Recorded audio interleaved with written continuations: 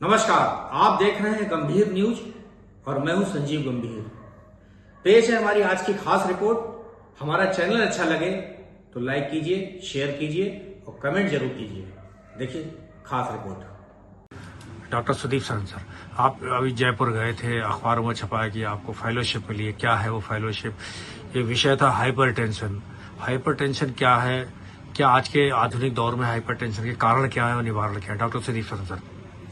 गंभीर न्यूज के दर्शकों को डॉक्टर सुदीप सरन का नमस्कार।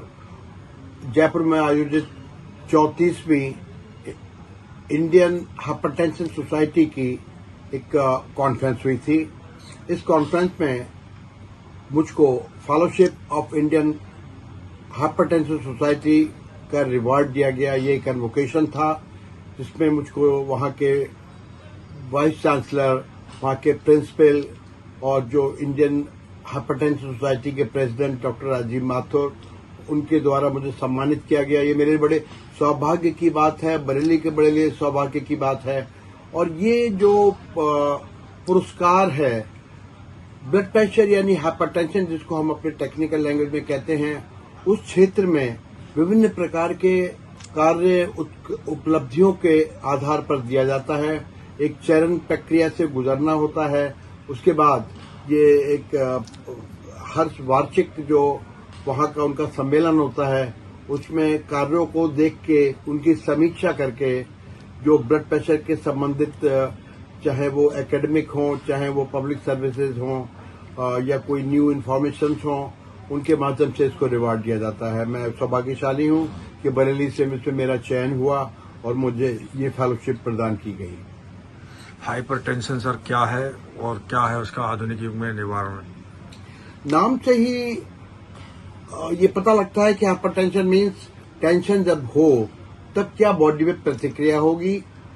हमारे शरीर का ब्लड प्रेशर बढ़ जाएगा। सामान्य ब्लड प्रेशर 120/80 होता है, लेकिन अगर तनाव बढ़ेगा, उम्र बढ़ेगी, डायबिटीज साथ होगी, मोटापा होगा, व्यसन जैसे शराब है, सिगरेट है, अगर ये सब करेंगे तो हमारा ब्लड प्रेशर बढ़ता जाएगा। बढ़ा हुआ ब्लड प्रेशर हमारे शरीर के लिए बहुत नुकसानदायक होता है। नमक का अत्यधिक सेवन करना भी ब्लड प्रेशर के लिए बहुत हानिकारक है। तो ब्लड प्रेशर जब हमारा एक 150/90 से ऊपर होता है तो हम इसको हाइपरटेंशन कहने लगते हैं। यहाँ कुछ भ्रांतियां हैं। पहली बात तो ये कि ब्लड प्रेशर बढ़ा तब गोली खा ली, बिल्कुल गलत। जिस प्रकार से चश्मा अगर आपकी आंखों पर लग गया तो आपको लगातार चश्मा लगाना होगा। इसी प्रकार से ब्लड प्रेशर तभी कंट्रोल रहेगा जबकि गोली आप लगातार खाएंगे। अब जहां तक गोली का सवाल है, गोली बहुत सारी हैं, कितनी खानी है? मेरा तो ब्लड प्रेशर कंट्रोल नहीं होता, ये बिल्कुल गलत बात है। जितनी आवश्यकता है आपके दवा की मात्रा की, उतनी लेंगे तो 16 ने ब्लड प्रेशर कंट्रोल होगा। आमतौर पर लोग क्या करते हैं, मैं तो एक गोली खा रहा हूं। अरे आवश्यकता आपको 2 गोली की थी, डॉक्टर बताएगा, आप डॉक्टर से मिलिएगा जाके। तो ये एक बहुत बड़ी भ्रांति है। दूसरी बात यह है कि क्या ये शरीर के लिए बहुत घातक है?